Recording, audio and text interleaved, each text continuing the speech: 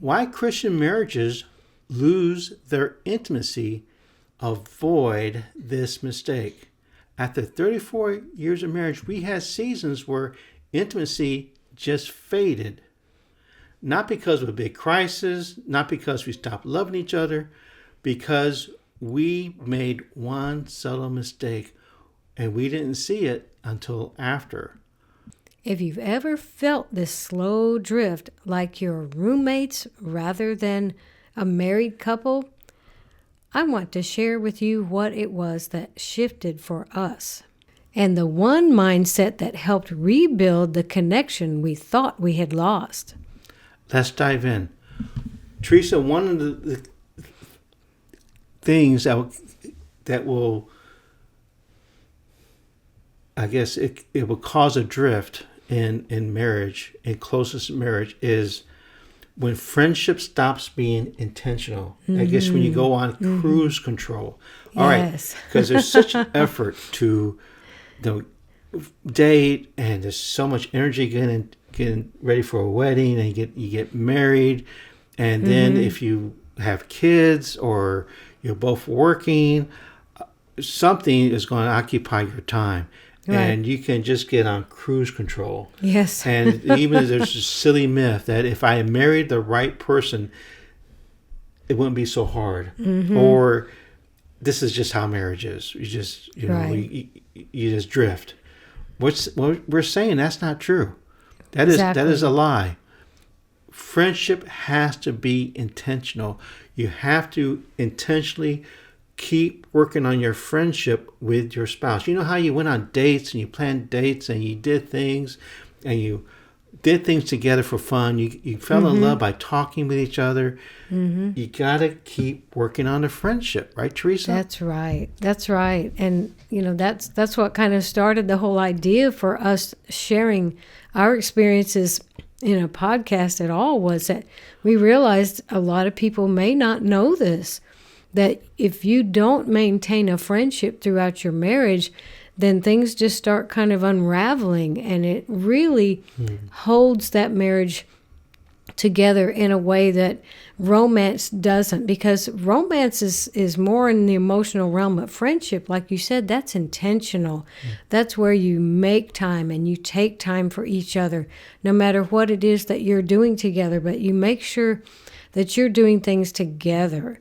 And it's so fun to see how just we learned that and finally realized that we were kind of drifting and got more intentional about our friendship, not just going on dates, but having fun together and having things that we worked on together. And it really, really helped us.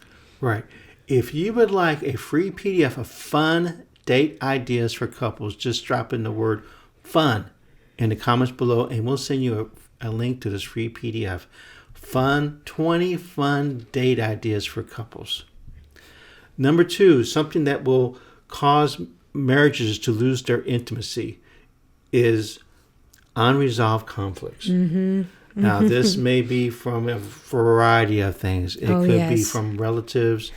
It can be from work-related stuff. It can be this unresolved conflicts between you and your spouse. These unresolved conflicts will cause your intimacy to fade. And we're talking about intimacy on all 4 levels.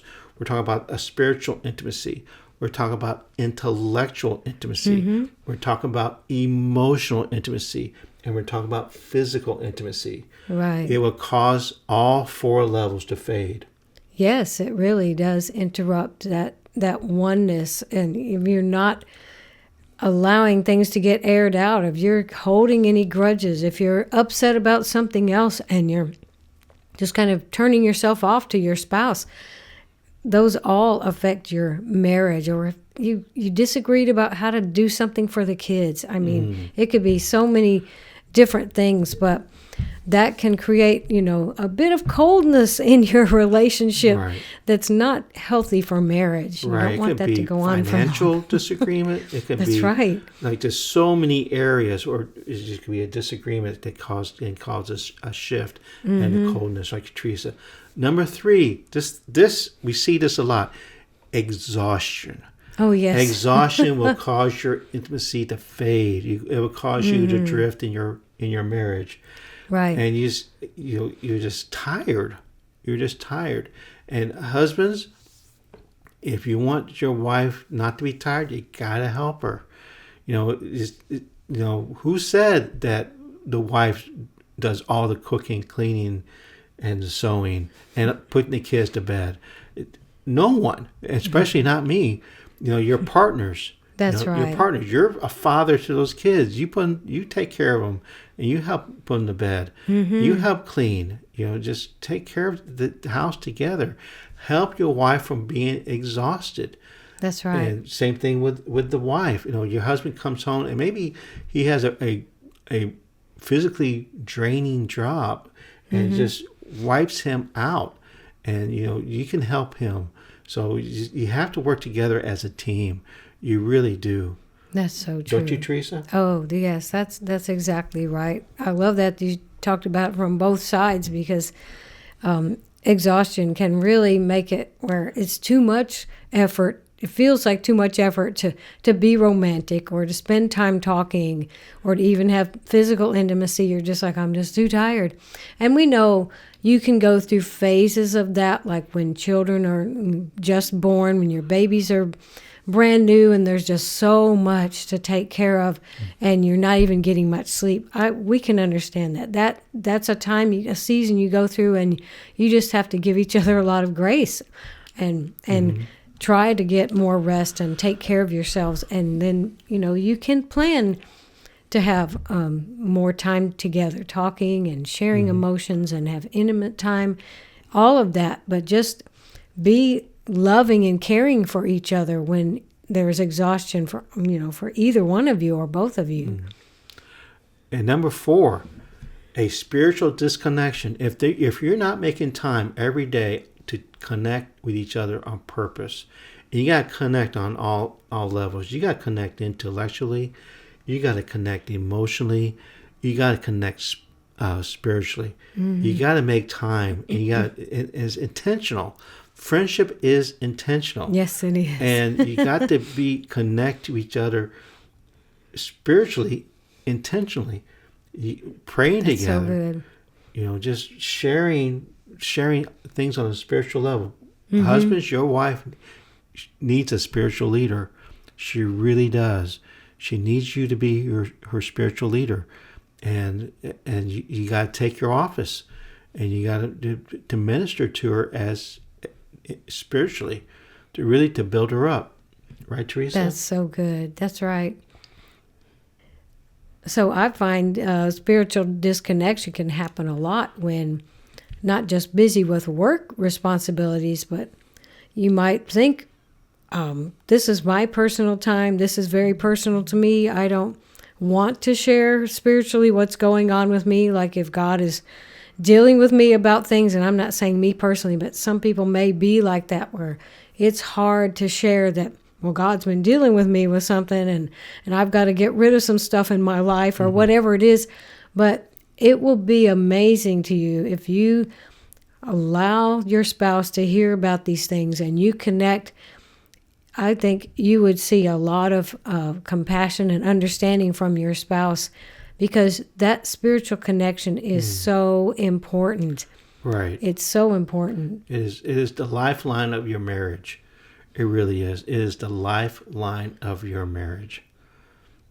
Number 5, this can cause Christians to drift in their closeness, is unmet expectations or unspoken expectations around physical intimacy. And it's just, this is a big deal in some marriages, where there's just a disconnect in physical intimacy, where it's just unspoken or unmet expectations. And because you're not talking about these things. Right. Wives, your husband needs physical affection. He needs physical affection from you.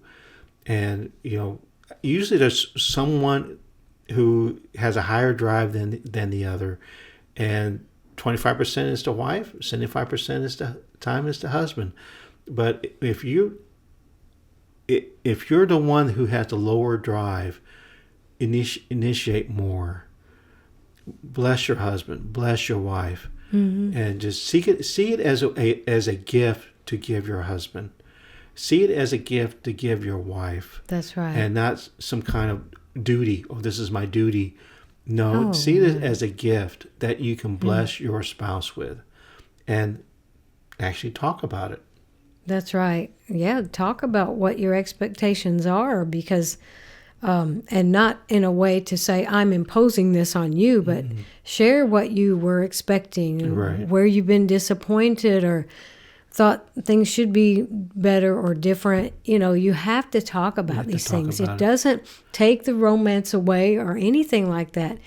It really helps to talk about these things, because that's why God created marriage, so we could be intimate in all these levels, in all these areas. This is the one person you can completely open your life up to besides God. I mean, the one human being that you can really open up your entire life to. Right. And, if that's a frightening thing, then pray together about that. Pray together.